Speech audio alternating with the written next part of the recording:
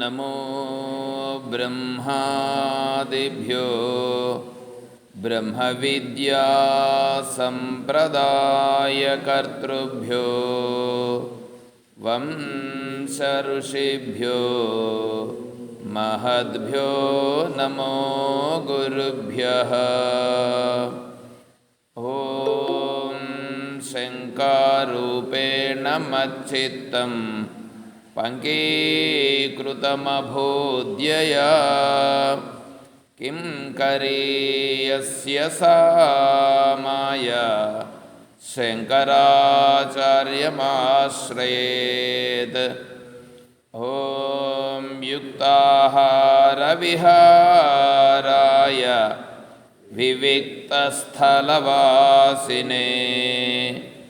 మలయాళయతేంద్రాయ బ్రహ్మనిష్ఠాయ తే నమః. ఓం సర్వమంగళమాంగళ్యే శివే సర్వార్థసాధికే శరణ్యే త్ర్యంబకే దేవి నారాయణీ నమోస్తుతే. ఓం నారాయణం నమస్కృత్య నరం చైవ నరోత్తమం దేవీం సరస్వతీం వ్యాసం తతో జయముదీరయేత్.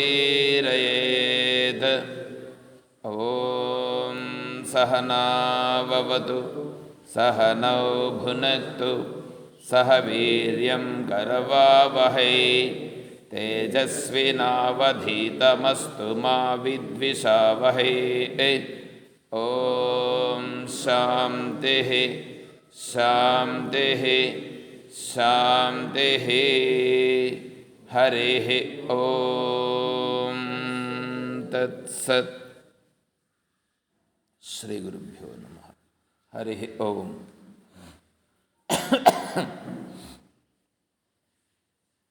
ప్రశ్నోత్తరి.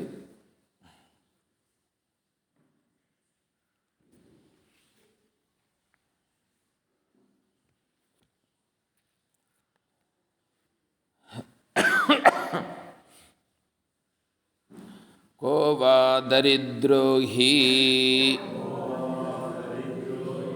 విశాలతృష్ణః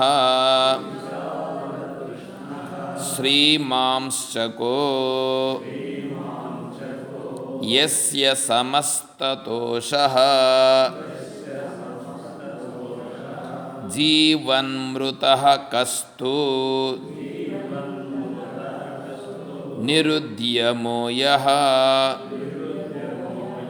కిం వామృతం స్యాత్ సుఖదా నిరాశా. బుక్ లేదా మీకు? ఇప్పుడు ఎందుకు లేస్తావు?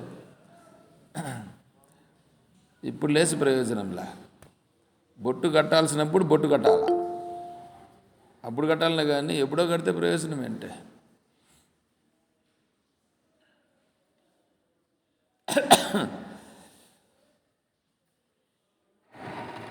జీవన్ మృత. జీవన్మృతుడు అంటే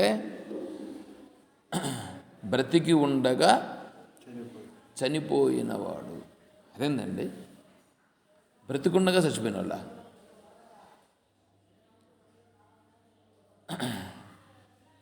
భగవద్గీతలో శక్నోతి హైవయశోఢం ప్రాక్శరీర విమోక్షణాత్ కామక్రోధోద్భవం వేగం సయుక్తః ససుఖీ నరః. సయుక్తః ససుఖీ నరః లభంతే బ్రహ్మనిర్వాణం ఋషయః క్షీణకల్మషాః ఛిన్నద్వైతా యథాత్మానః సర్వభూతహితే రతాః. ఇప్పుడు శక్నోతి హైవ యస్సోఢుం ప్రాక్ శరీర విమోక్షణాత్. ప్రాక్ శరీర విమోక్షణాత్. ప్రాక్ అంటే ముందు, శరీర విమోక్షణాత్ అంటే శరీరమును విడిచిపెట్టేదానికి ముందు. అంటే శరీరాన్ని విడిచిపెట్టక ముందే ఎవడైతే ఇలా ఉన్నాడో, ఎలా ఉన్నాడో చెప్తున్నాడు. ఇలా ఉంటే వాడు సయుక్త, వాడు మానవ జన్మ ఎత్తిన దానికి ఆ మానవ జన్మలో ఏమి చెయ్యాలనో అది చేసి దానిని స్పష్టంగా తెలుసుకుని దానిని పొందినవాడు సయుక్త. వాడు ససుఖి, వాడే నిజమైనటువంటి సుఖము కలిగినవాడు. సయుక్త ససుఖి నరః. నరః నరుడు. న రుష్యతే ఇతి నరః. చావు అనేటువంటిది లేదు అని తెలుసుకునేటువంటి వాడే నరుడు.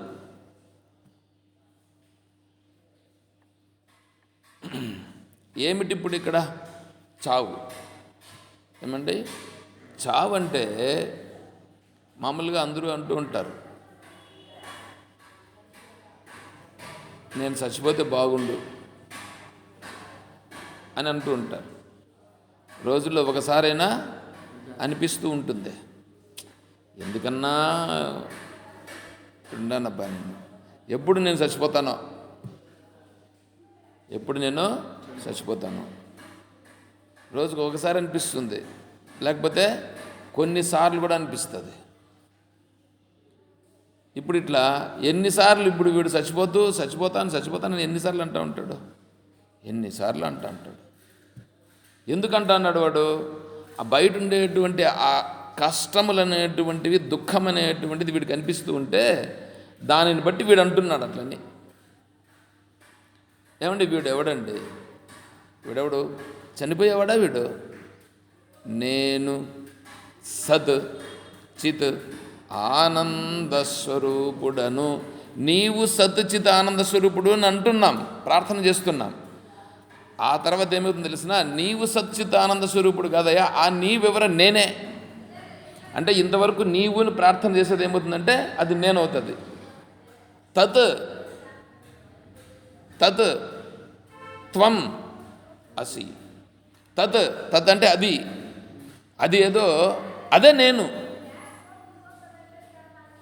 ఇంతవరకు ప్రార్థన మనం ఎందుకు చేస్తున్నామంటే ఆ ప్రార్థనను నీవు సచ్చిదానంద స్వరూపుడువు, నీవు ఆనంద స్వరూపుడువు, నీవు సర్వజ్ఞుడువు, నీవు సర్వశక్తిమంతుడవు అని ప్రార్థిస్తున్నామనంటే అది ప్రార్థన చేసి చేసి చేసి భ్రమరకీటక న్యాయముగా, భ్రమరకీట న్యాయం తెలుసు కదా, భ్రమరకీటక న్యాయాన్ని అనుసరించి అంటే ఒక పురుగును పట్టుకొని వచ్చి ఈ భ్రమరము ఆడపెట్టి తిరుగుతూ ఉంటుంది, జుమ్మని అది సౌండ్ చేస్తూ.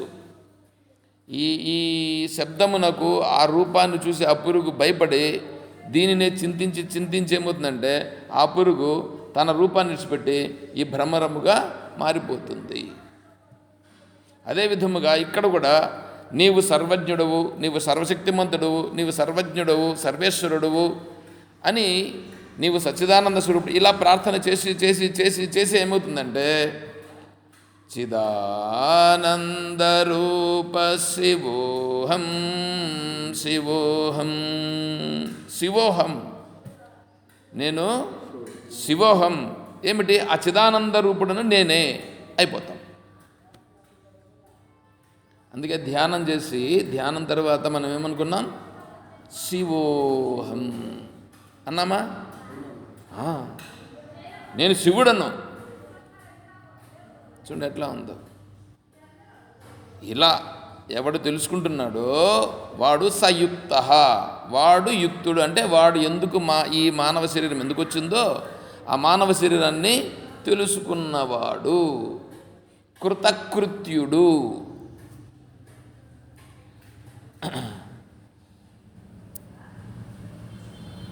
కృతకృత్యుడు భగవద్గీతలో 18వ అధ్యాయంలోనూ 15వ అధ్యాయంలోనూ వస్తుంది.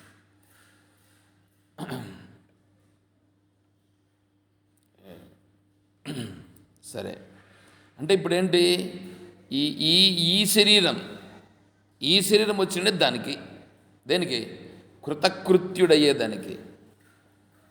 ఈ మధ్యలో వచ్చినటువంటి వాటిని అన్నింటిని పట్టుకొని అది ఇబ్బంది కలిగించినప్పుడంతా నేను చచ్చిపోతే బాగుండు అని అనుకునేవాడు డైరెక్ట్గా నేను చచ్చిపోతే బాగుండు అని అనుకుంటున్నాడు. వాడు అప్పుడు సస్తున్నాడు. ఏమండి, వాడు చనిపోయిన వాడితో లెక్కప్పుడు. ఎందుకంటే వాడిప్పుడు తను ఆనందంగా ఉన్నాడా? తానెవరు? తాను ఆనందస్వరూపుడు. ఆ ఆనందస్వరూపుడుగా ఉన్నటువంటి నేను ఆ ఆనందస్వరూపంగా లేకుండా పోయినాను అంటే ఏమవుతున్నా? నేను చనిపోతున్నాను. ఇప్పుడు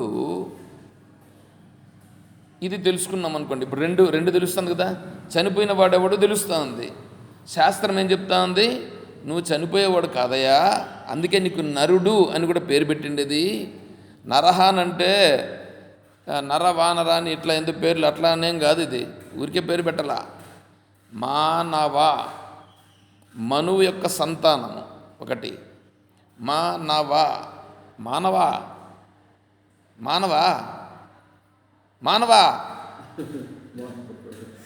ఏ మానవా? నువ్వు మానవా?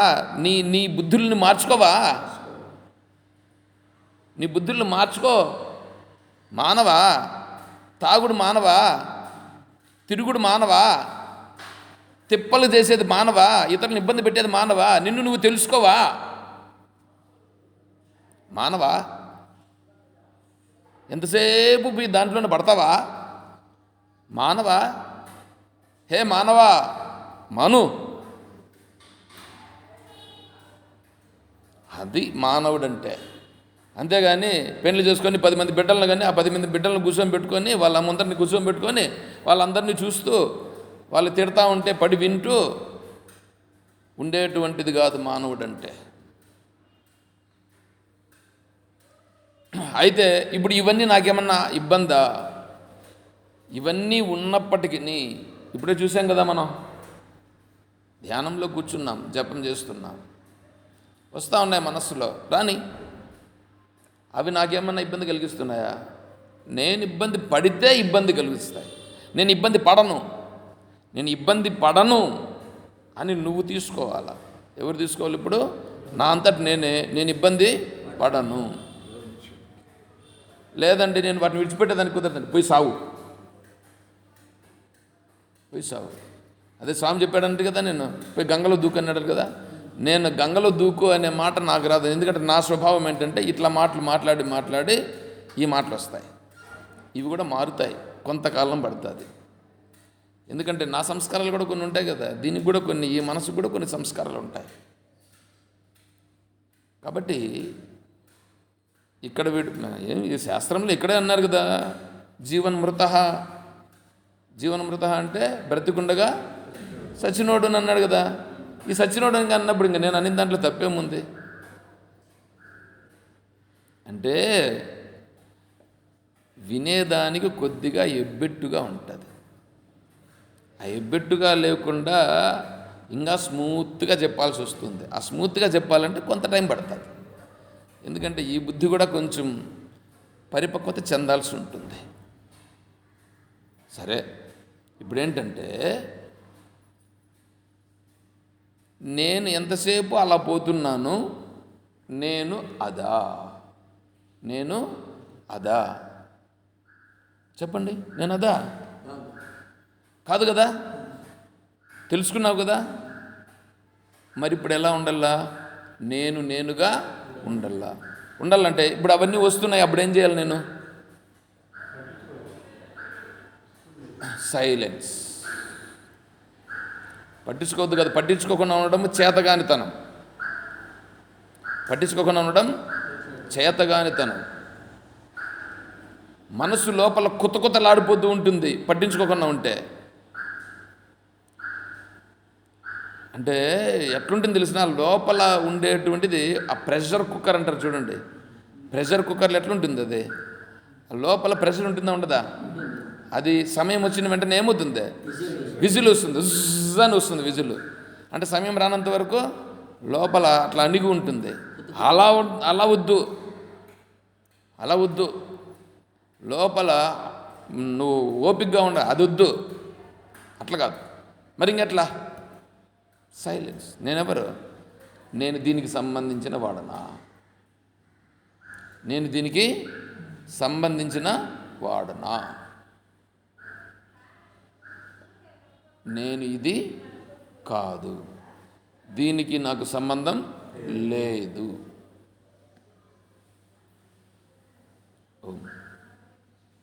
సైలెన్స్. ఇలా సైలెన్స్గా ఉండాలా? ఇలా సైలెన్స్గా ఉండుట అనేది ఉందే, అది శమము.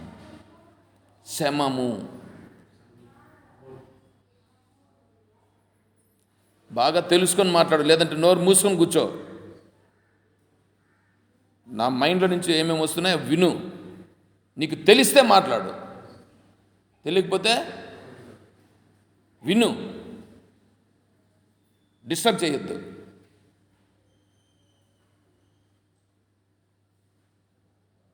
అంతరింద్రియ నిగ్రహం. ఓర్పు అంటే ఇప్పుడే చెప్పానుగా, కొత్తలాడిపోతూ ఉంటావు, లోపల కొత్తలాడుతూ ఉండేటువంటిది అది ఓర్పు ఎట్లవుతుంది? ప్రెషర్ కుక్కరు టైం కోసం వేచి ఉంది.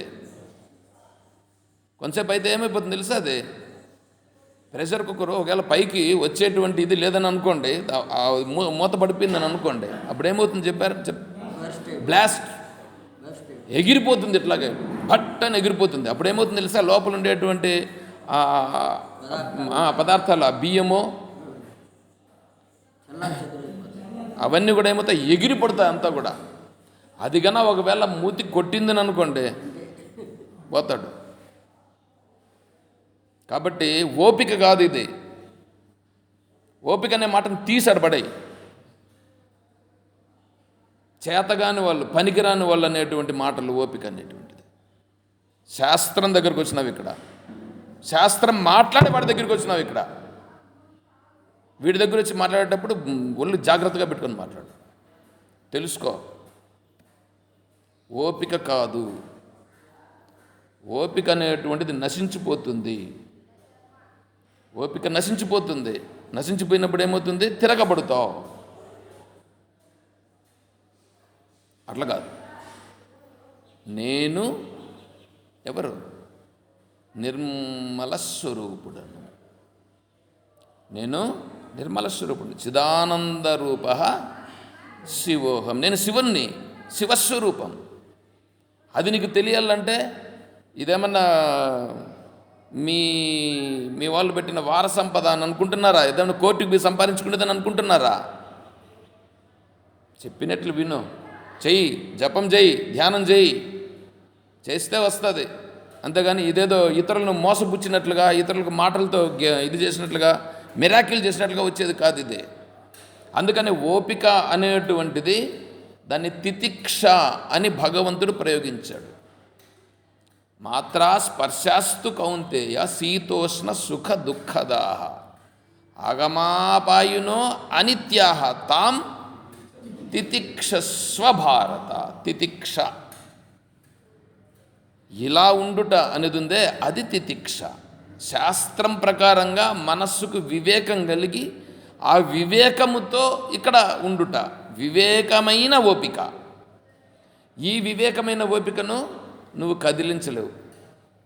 ఏమండి, నిద్రపోయేవాన్ని లేపచ్చు, నిద్రపోయేవాన్ని లేపచ్చు. నిద్రపోయేటట్లుగా ఉంటే నటించేవాన్ని లేపలేం కదా. అదేవిధంగానే ఇక్కడ ఓపిక అనేటువంటిది ఏదుందో, ఆ ఓపికగా ఉండేవాన్ని దుర్యోధనుని చెప్పుకున్నాం కదా. దుర్యోధనుడు పోయినాడు, పోయి ఆడన్న కూర్చున్నాడు, నీళ్ళలో కనిపించకుండా కూర్చుంటే నాలుగు మాటలు మాట్లాడేటప్పటికి ఏమైంది? ఉక్రోషం పెళ్ళుపుకో ఏయ్ అని వచ్చాడు. కాబట్టి ఇట్లా ఉండకూడదు. అట్లా ఉండకూడదు. ఎట్లుండాలా? మాత్రా స్పర్శాస్తు కౌంతేయ శీత ఉష్ణ సుఖ దుఃఖదాహ. మాత్ర, మాత్ర అంటే ట్యాబ్లెట్ కాదు. మాత్ర అంటే నీ శరీరములో ఉన్నటువంటి ఇంద్రియములు. జ్ఞానేంద్రియాలు ఉన్నాయా? శ్రోత్రేంద్రియం చెవి, చక్షురేంద్రియం కన్ను, ముక్కు ఘ్రాణేంద్రియం, నాలుక రసనేంద్రియం, చర్మం స్పర్శేంద్రియం ఉన్నాయా? బయట ఉండే విషయాలు ఉన్నాయి కదా. రూపాలన్నీ ఎక్కడున్నాయని అనుకుంటున్నారు మీరు? బయట రూపాలు ఉన్నాయని అనుకుంటున్నారా మీరు?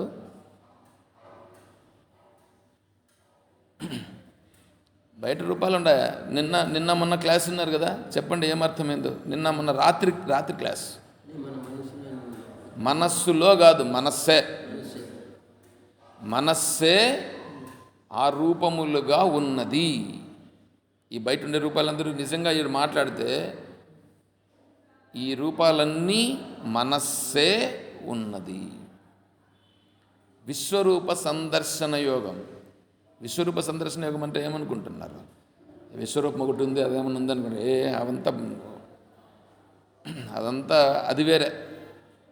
ఇక్కడ మనం వేదాంతం మాట్లాడుకుంటున్నాం కాబట్టి వేదాంతం ప్రకారం మాట్లాడాలి. నా శక్తే మహామాయ. ఆ మహామాయ వలన నాలో ఈ ప్రపంచం ఉన్నట్లు ఉన్నది. ఉందా? ఈ ప్రపంచంలో ఇప్పుడు ఇక్కడ నాలా నీలా ఉన్నట్లు ఉన్నాను. ఇదంతా ఎవరు చేశారు? ఈ మహామాయే. అంటే ఈ మహామాయ కంటే వేరైన వాడను కదా నేను. ఇప్పుడు ఇవంతా ఎక్కడున్నాయి? ఇవంతా మహామాయ, నా మనస్సు అని చెప్పుకున్నాం కదా. అంటే ఈ మనస్సులోని ఇవంతా ఉన్నాయి లేదా? ఈ మనస్సే ఇప్పుడు ఇదంతా కూడా. అంటే ఈ ప్రపంచమంతా ఏమి? నా మనస్సు. ఈ ప్రపంచ రూపంగా ఉన్నదంతా కూడా నా మనస్సే. ఇప్పుడు రూపములు ఉన్నాయే, ఆ రూపములన్నీ చక్షురింద్రియము ద్వారా వచ్చినటువంటివి.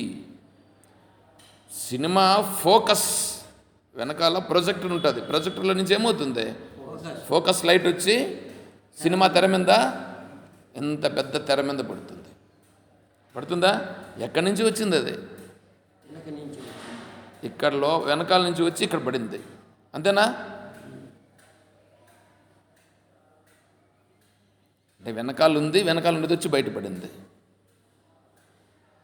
విశ్వం దర్పణ దృశ్యమాన నగరీతుల్యం నిజాంతర్గతం పశ్యన్నాత్మని మాయయా బహిర్వోద్భూతం యథా నిద్రయా యస్సాక్షాత్కురుతే ప్రబోధ సమయే స్వాత్మానమేవాద్వయం తస్మై శ్రీ గురుమూర్తయే నమ ఇదం శ్రీ దక్షిణామూర్తయే.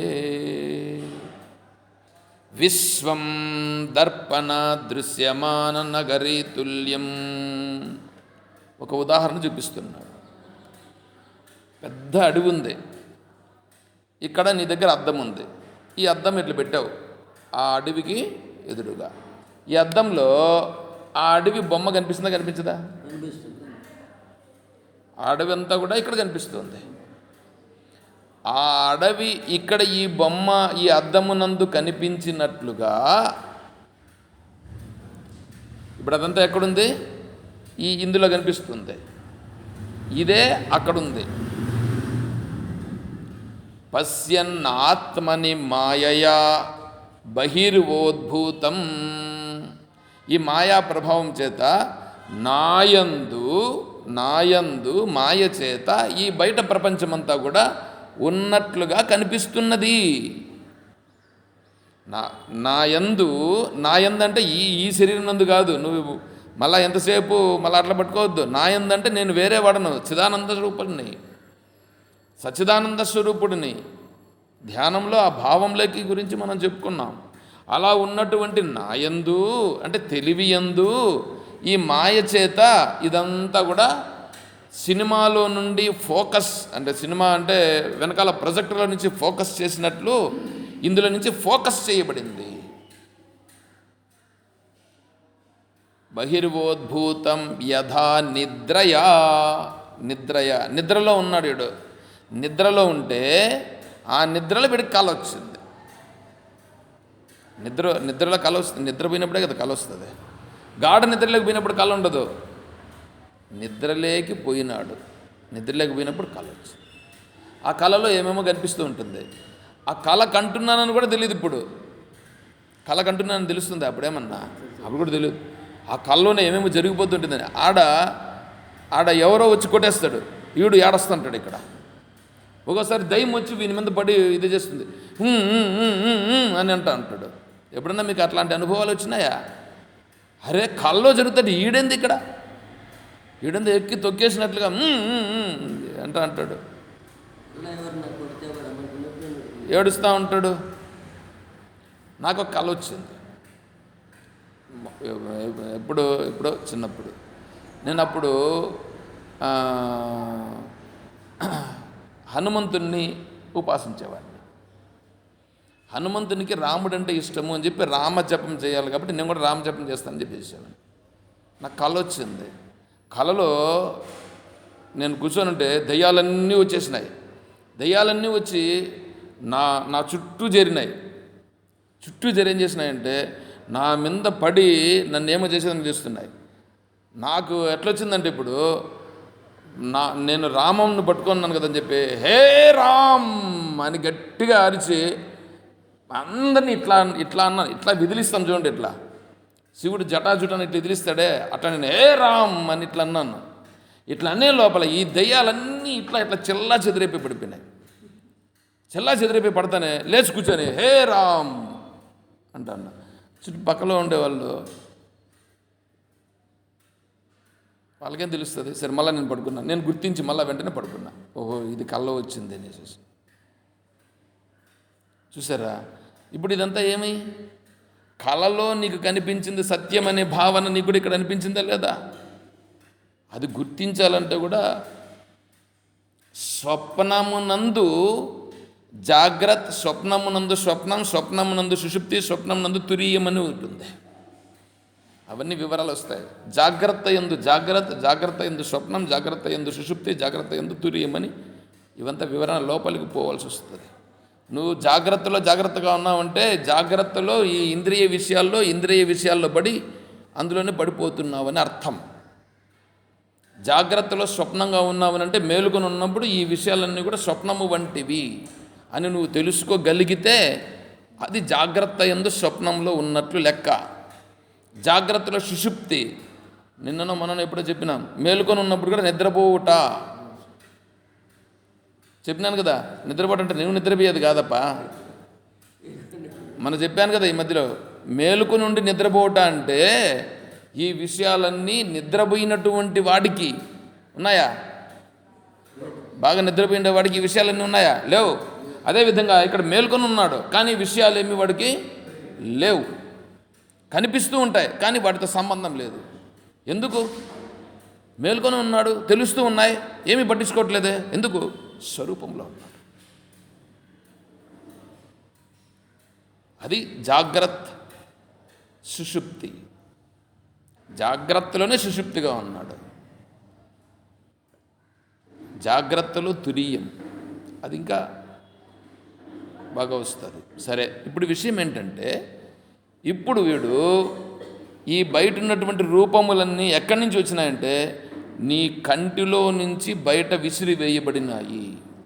నీ మనస్సులో ఉన్నటువంటివి ఉన్నాయో నీ మనస్సులో ఉన్నటువంటివి ఈ కంటి ద్వారా విసిరి వేయబడినాయి. మీకు విడ్డూరంగా ఉంటుంది. విడ్డూరం కాదు, ఉన్న యథార్థం.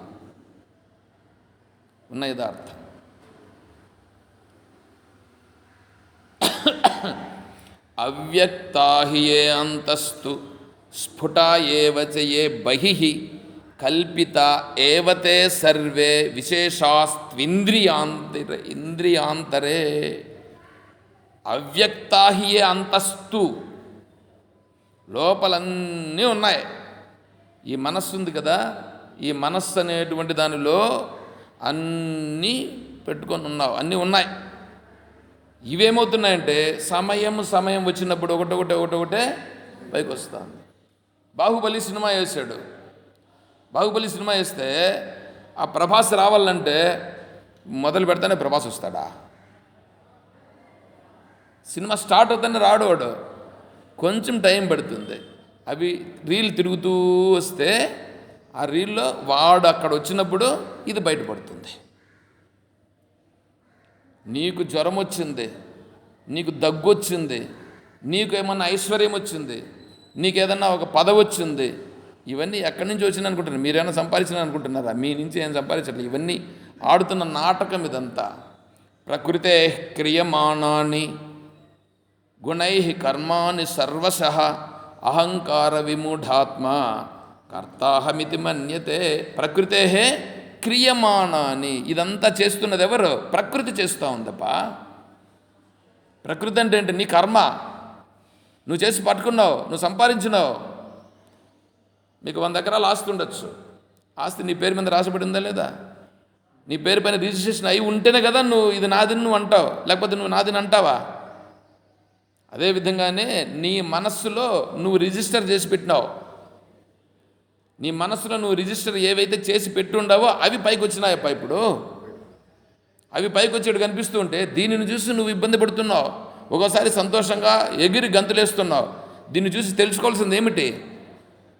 ఓహో, ఈ మనస్సు అనేటువంటిది ఇటువంటి సంస్కారాలతో పెరిగిందా, ఇటువంటి సంస్కారాలన్నీ సంపాదించి పెట్టుకునిందా, ఎన్ని జన్మల్లో నుంచి నువ్వు సంపాదించి ఇవన్నీ పెట్టుకునిందా అని గుర్తించాల్సింది పోయి దాని వెనకంటే మళ్ళీ తిరుగుతున్నావు అని అనుకో. అప్పుడు దాని అర్థం ఏంటి? దాని అర్థం ఏంటండి?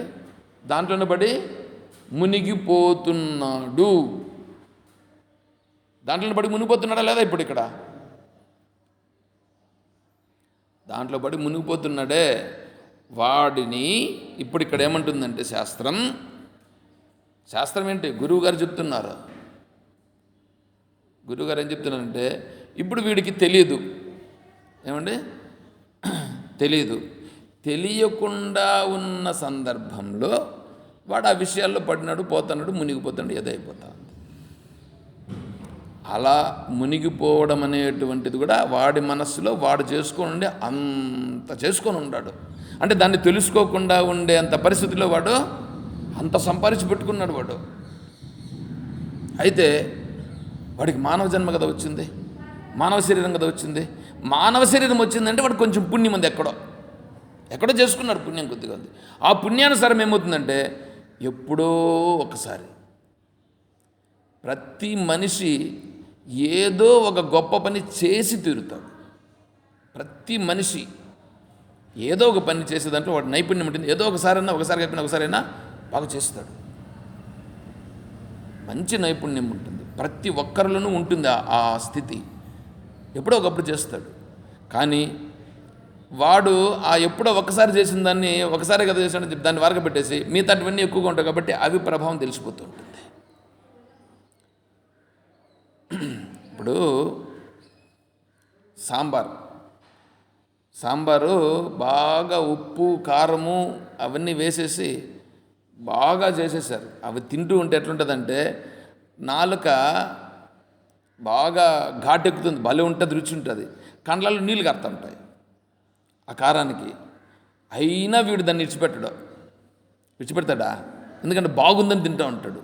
కొంతసేపటికి ఏమవుతుందంటే నాలుక బాగా ఎక్కువ కారం అయిపోయిందని చెప్పి వెంటనే ఏం చేస్తాడంటే దాన్ని తట్టుకోలేక కొంచెం బెల్లం మొక్క వేసుకుంటాడు.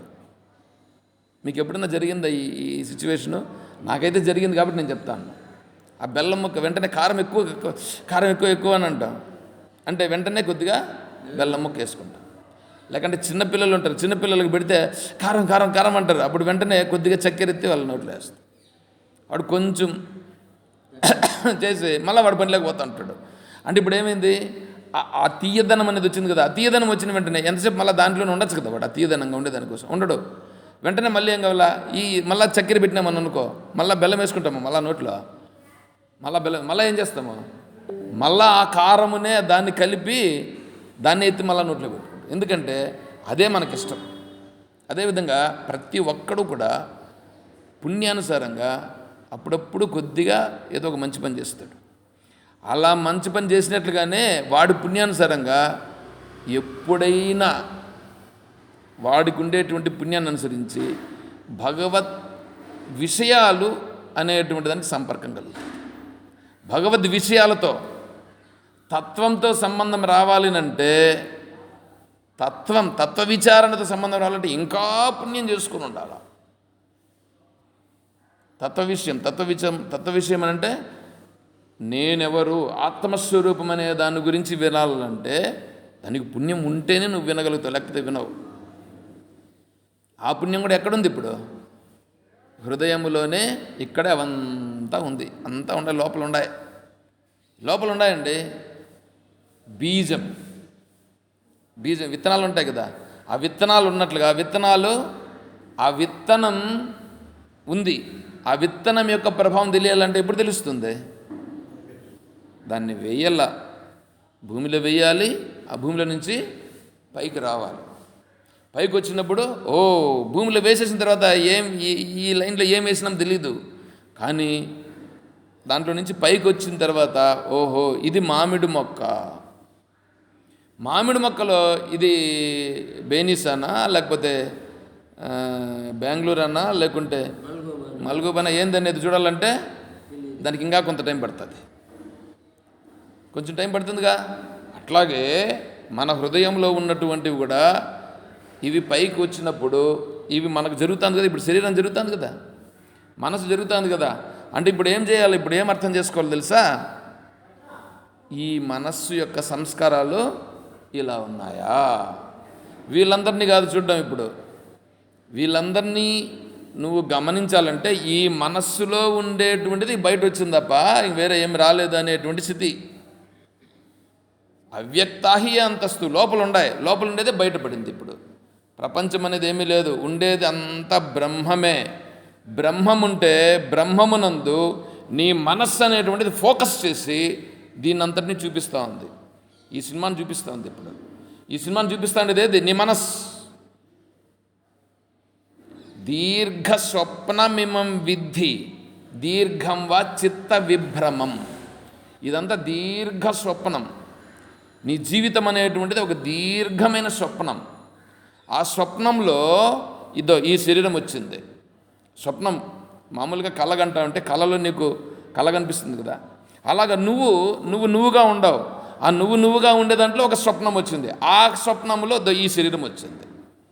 ఈ శరీరంలో ఇవన్నీ జరుగుతున్నాయి. అంటే ఇప్పుడు ఎవరు కలగంటా ఉండేవాడు? వేరేవాడు వెనకాల ఉన్నాడు.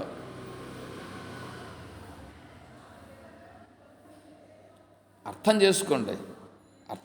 అంతేగాని నన్ను ఏ ప్రశ్న అడిగినా కూడా నేను చెప్పగలుగుతా భగవంతుని విషయంలో. అంతేగాని వాడికి వాళ్ళ నాయనవుడు, వాడికి వీడెందుకు పుట్టినాడు, ఇవి నాకొద్దు. అర్థమవుతుందా?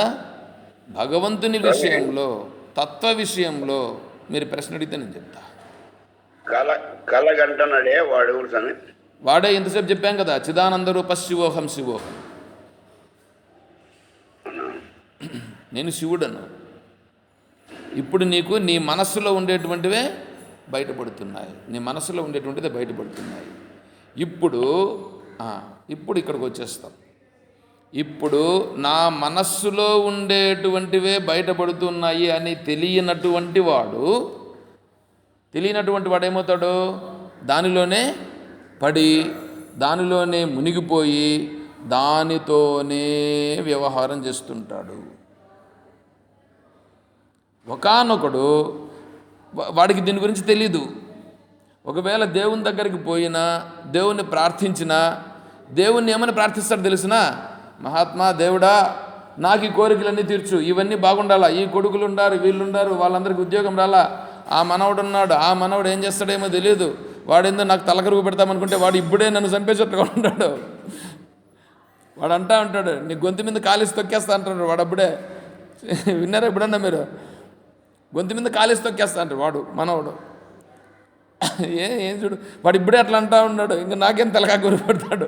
తలగోరు పెడితే మనవడు మనం తలగోరు పెడితే ఏదో స్వర్గానికి పోతారని అంటారు. ఏందో నాకేం అర్థం కావట్లేదు. మహాత్మా, భగవంతుడా, నేను ఆనందంగా ఉండాలా, నాతో ఉండే వాళ్ళందరూ ఆనందంగా ఉండాలా, నా సంతానం కూడా అంతా బాగుండాలా అని వీడు దేవుణ్ణి కోరుతాడు. ఇదే కదా కోరేది దేవుణ్ణి. ఇది కోరుతున్నాడంటే వీడు దేంట్లో పడుతున్నాడు చెప్పండి? బురదలో పడుతున్నాడా? బురదల నుంచి బయట వస్తున్నాడా? ఉండే బురద కొంప సాలదని ఇంకా పెద్ద గుంట ఒకటి తీస్తాడు. దీనిని చెప్పేటువంటి వాళ్ళు పీఠాధిపతులు. వీళ్ళు ఒక పీఠాధిపతులు. వీళ్ళు ఈ పీఠాధిపతులుగా ఉండరు చూడండి.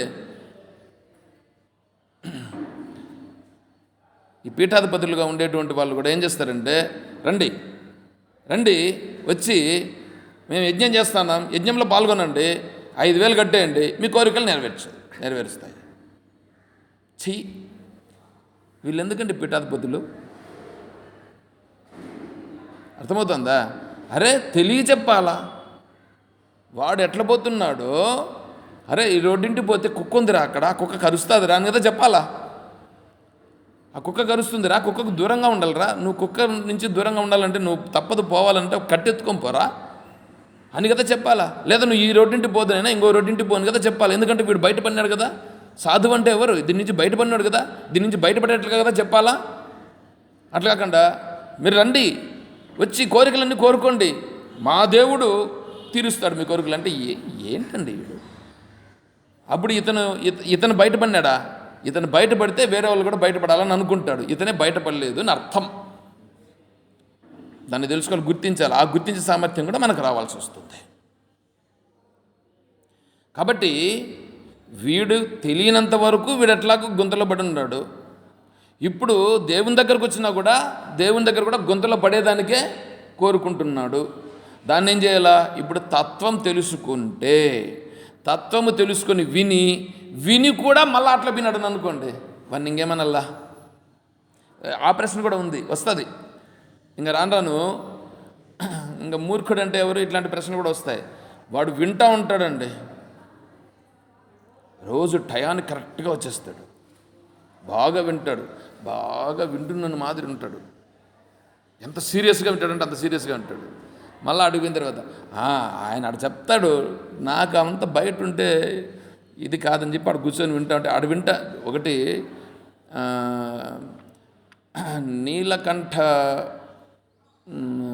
నీలకంఠాచార్యులని ఒక మహానుభావుడు ఉన్నాడు, అద్వైత వేదాంతాచార్యులు. వారేమన్నారంటే, మీకు ఎప్పుడైనా నిద్ర రాలేదని అనుకోండి, ఎవరికైనా సరే, మీరే కాదు ఎవరైనా సరే నిద్ర రాలేదని అనుకోండి, నిద్ర రావాలంటే ఈ తత్వం అనేటువంటిది ఉందే, దాన్ని పెట్టుకొని మీరు వింటే వెంటనే నిద్ర వస్తుంది.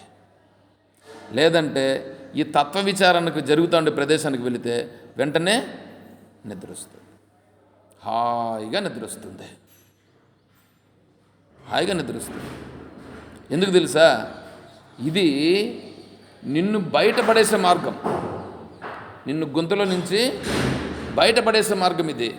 అందుకని ఈ మాయ ఉందే, మాయ గుణములు, ఈ గుణములు ఏం చేస్తాయంటే మొట్టమొదట నిన్ను లయరూపంగా నిన్ను ఆ మార్గంలోకి పోనీయకుండా నిన్ను నిద్రలోకి తీసుకెళ్తుంది మాయ. లయ, విక్షేప, కషాయ, రసాస్వాదన, ఋతంభర ప్రజ్ఞ అనేటువంటి విఘ్నాలు. కాబట్టి నిద్ర వస్తుంది.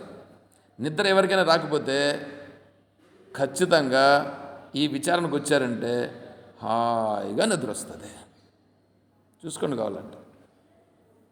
అది చెప్పాడు మహానుభావుడు. ఈ విచారణ చేసేదానికి వస్తారు. ఎందుకయ్యా వచ్చినావు అని అంటే ఆ మహాత్ముడు చెప్పిన మాట, ఏమీ లేదప్ప, నేను ఇంటి దగ్గర కూర్చొని డాక్టర్ దగ్గరికి పోయి మాత్రలు తీసుకుంటే వాడు మాత్రలు ఇచ్చినప్పుడు అది వేసుకుంటే నిద్ర వస్తుంది. అప్పుడు మళ్ళా వెంటనే బాధలు వస్తాయి. అదే ఈటుకొచ్చి కూర్చుంటే అది ఏమో కానీ హాయిగా నిద్ర వస్తుందయ్యా, హాయిగా నిద్ర వస్తుందయ్యా, అందుకని నేను వస్తా ఉంటాను అంటాడు వాడు. అంటే ఇప్పుడు వచ్చింది దేనికి? వాడు నిద్రపోయేదానికి వచ్చింది. సరేలే అట్లయినా ఉపయోగించుకుంటా అన్నాడు. సరే ఉండని. ఇప్పుడు విషయం ఏంటంటే, తెలుసుకుంటున్నప్పుడు ఏం చేయాలా? ప్రయత్నం ఎట్లా ఉండాలా? గుంతలో పడాలని ఉండాలా, గుంతలో నుంచి బయటపడాలని ఉండాలా? నేను గుంతలో ఉండానని కదా గుర్తించాలా. నేను గుంతలో ఉండాను అని గుర్తించి, అరే నేను గుంతలో పడిపోయినాను, బురదలో పడిపోయినాను, దీంట్లో నుంచి నేను బయటపడడానికి నేను ప్రయత్నం చెయ్యాలి అని గుర్తించాల.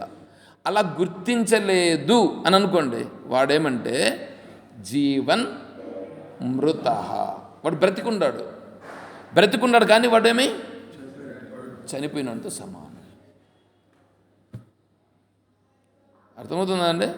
బ్రతికి ఉండి చనిపోయిన వాడు చచ్చినాడా ఇప్పుడు? అంటే ఆత్మస్వరూపాన్ని ఏం చేశాడు వీడు? ఆత్మఘాతకుడు. మీరు ఆత్మహత్య అనే పదం విన్నారా? ఆత్మహత్య అంటే ఏంటి?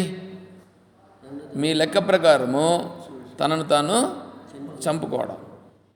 అంటే విషయం తాగి చనిపోవడము, ఊరేసుకొని చచ్చిపోవడము, లేకపోతే రైలు కింద పడి చచ్చిపోవడము, ఇదంతా ఉందే, ఇవి ఇటువంటివి. బావిలో పడి చచ్చిపోవడం, ఎంతో ఒకటి.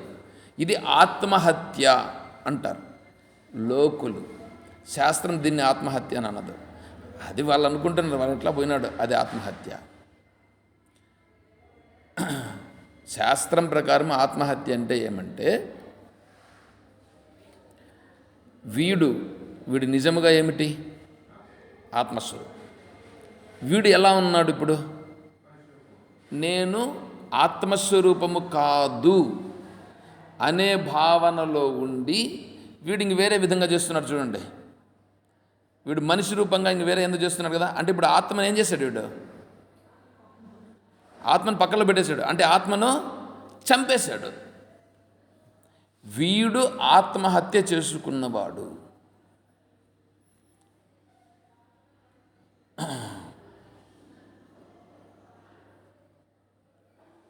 అసూర్యానామతే లోక అంధేన తమసావృతాః తాగుంస్తే ప్రేత్యాభిగచ్చంతి ఏకే చ ఆత్మహనో జనాః. ఆత్మహనో జనాః. ఆత్మహనః. హనః అంటే చంపుట. ఆత్మహంతకుడు. అర్థమైందా? ఆత్మహంతకుడు ఎవరు? ఇప్పుడు ఆత్మహత్య చేసుకున్నవాడు ఎవరు? నేను ఆత్మస్వరూపమై ఉండి నేను ఆత్మను కాదు అని వీడు వేరే రూపంగా ప్రవర్తించేటువంటి వాడు ఆత్మహత్య చేసుకున్నవాడు. శాస్త్రం ఇంకేం చెప్తుందండి? దీనికంటే ఇంకేమైనా చెప్తుంది చెప్పండి? ఇంత వివరంగా చెప్తాను శాస్త్రం. అందుకే గురువు గారు వాటన్నింటినీ మనం విచారణ చేసి అన్నీ తెలుసుకోవాలంటే చాలా ఇదవుతుంది. కాబట్టి సింపుల్గా ప్రశ్న రూపంగా, సమాధానం రూపంగా. జీవన్ మృత కస్తు. జీవించి ఉండగా చనిపోయినవాడు ఎవడు? నిరుద్యమోయ. నిరుద్యమోయ అంటే యమ నియమాదులను పాటించకుండా. యమ నియమాదులు, యమము, నియమము, ఆసనము, ప్రాణాయామం, ప్రత్యాహారం, ధారణ, ధ్యానం ఇవన్నీ ఉన్నాయి కదా. అంటే ఏంటి? ఈ యమము, యమ దాన్ని తిప్పిస్తే యమ మాయ. నువ్వు మాయలో నుంచి బయటపడాలంటే ఏం చేయాలా? యమ నువ్వు తీసుకో.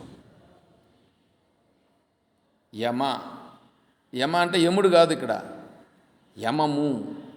యమమనంటే అహింస, సత్యమస్తేయం ఉంది కదా మనకు శ్లోకాలు రోజు నిత్యపారాయణాల్లో ఉన్నాయి. చెప్పండి చూద్దాం. మీరు రోజు 30 సంవత్సరాలు చదివినారు కదా. 30 సంవత్సరాలు చదివినారు, ఇంకా ఇప్పుడు ఇంకో సంవత్సరాలకు చదువుతున్నారా?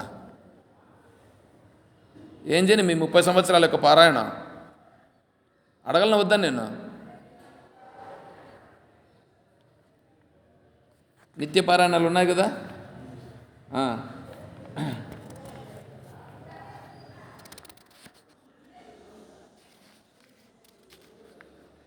అహింస, సత్యమస్తేయం, బ్రహ్మచర్యం, దయార్జవం, క్షమా, ధృతిర్మితాహారం, శౌచం చేతి యమ దశ.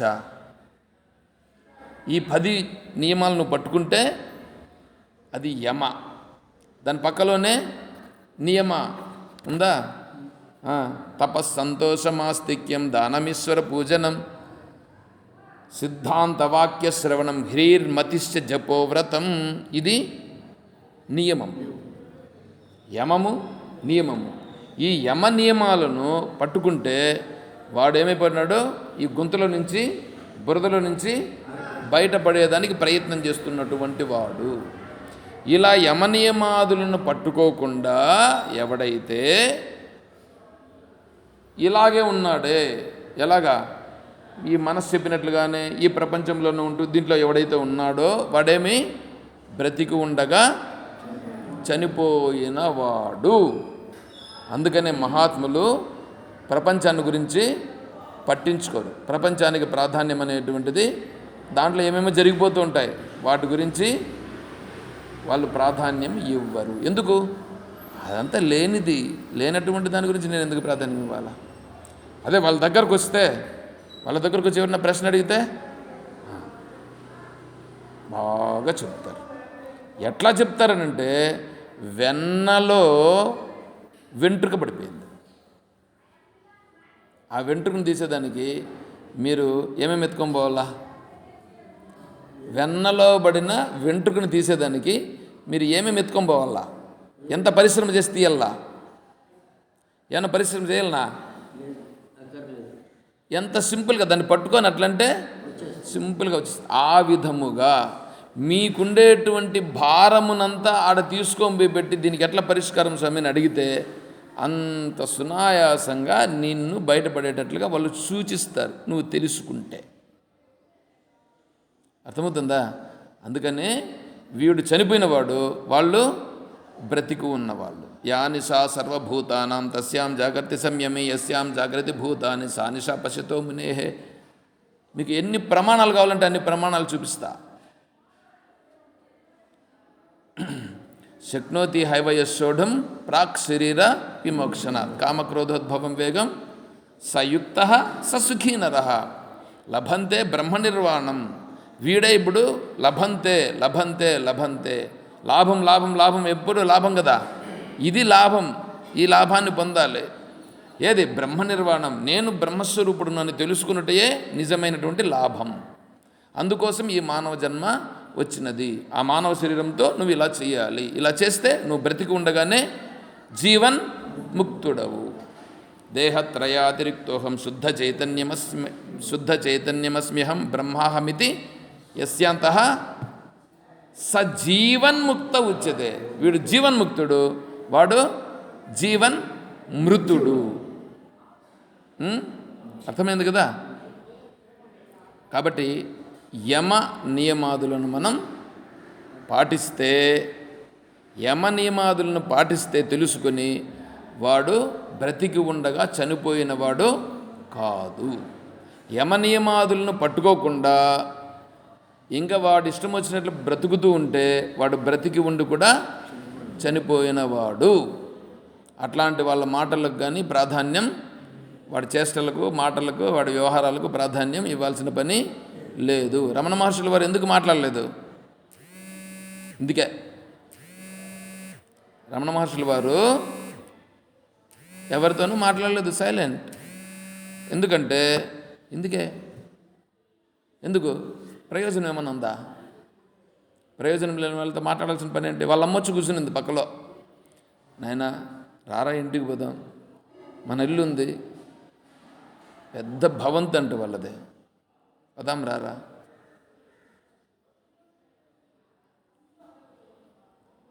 అంతే. ఇట్లా చూసినాడు మళ్ళా. ఏమని?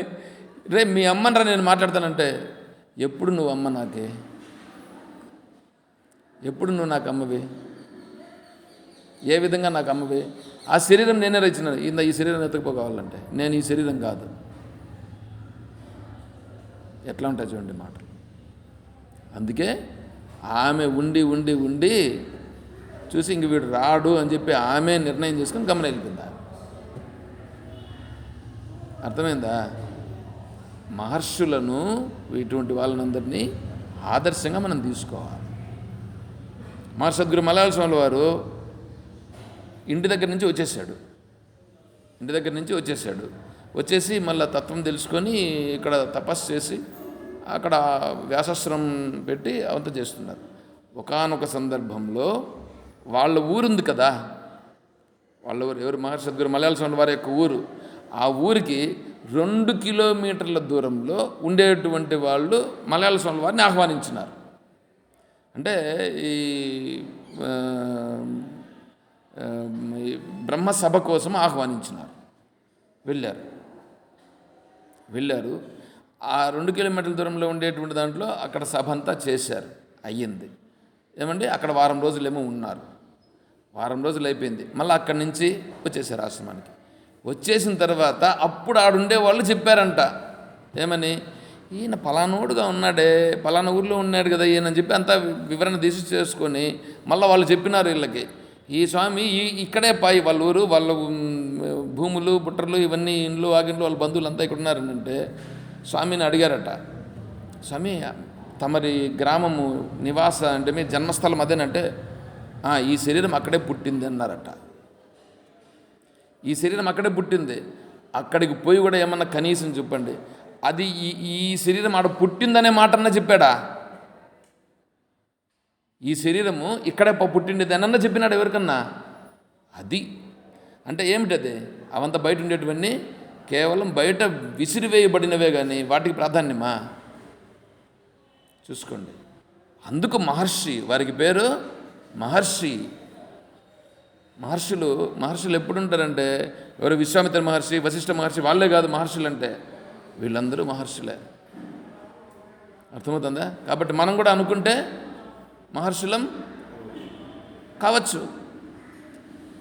అర్థమవుతుందా? కొంతమంది గడ్డాలు పెట్టుకుంటారు. ఈ ముస్లిమ్స్ ఉంటారే, టైం అయిపోతుంది కానీ 2 నిమిషాలు చెప్పేసి నిలిపేస్తాను. ముస్లిమ్స్ గడ్డాలు పెట్టుకుంటారు. గడ్డం పెట్టుకోవాలి ముస్లిం. ఎందుకు తెలుసా? గడ్డం పెట్టుకోమని చెప్పాడు ప్రవక్త గారు. ఎందుకంటే గడ్డం పెట్టుకుంటే శారీరం పైన భావన లేకుండా ఉండాలని గడ్డం పెట్టుకోమన్నాడు. శరీర భావన లేకుండా ఉండడానికి వీళ్ళు ఏం చేస్తారు? ట్రిమ్ చేయడం, దాన్ని కలర్స్ వేయడం, చూసేదానికి అట్రాక్టివ్గా పెట్టుకోవడం. ఏంటండి ఇవంతా? అర్థమవుతుందా? అట్లా పెట్టుకోకూడదు. శారీరక స్పృహ లేకుండా ఉండేదాని కొరకు, శరీరం పైన భావన లేకపోయినప్పుడు కదా వీడు గడ్డం విడిచిపెడతాడు. చూసేదానికి బాగుండాలని అందంగా, ఇప్పుడు ఇదొక ఫ్యాషన్ అయిపోయింది. అట్లంతా ఉండకూడదు. కాబట్టి మనము బ్రతికి ఉండగానే ముక్తులం కావాలి అని గురువుగారు మనకు చెప్తున్నాడు. తర్వాత కింవా అమృతం స్యాత్ అనేది ఉంది, సుఖద నిరాశ. అది కూడా దాదాపు చెప్పేసినట్లే అయ్యింది.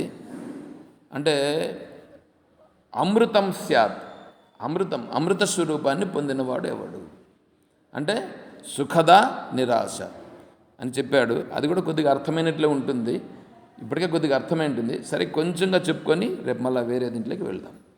సరే, దీంట్లో ఏమన్నా అర్థం కాకుండా ఉండేవి ఏమన్నా ఉంటే అడగండి.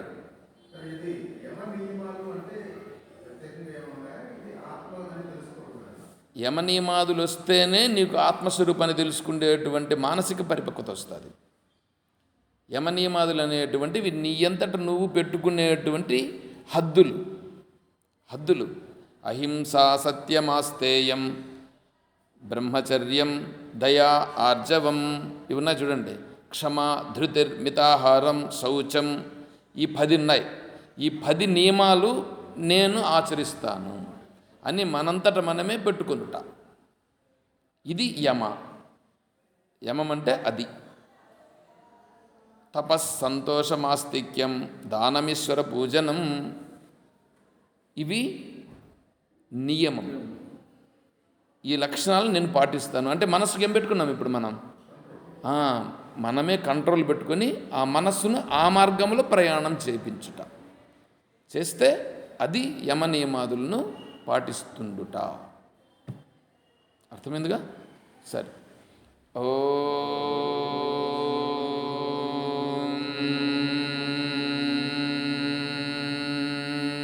తత్సత్. ఓం సర్వం శ్రీ సద్గురుచరణారవిందార్పణమస్తు. ఓం జై బోలో శ్రీకృష్ణ పరమాత్మకి, జై బోలో గీతా మాతాకి, జై బోలో భక్త మండలికి. హర నమః పార్వతీపతయే.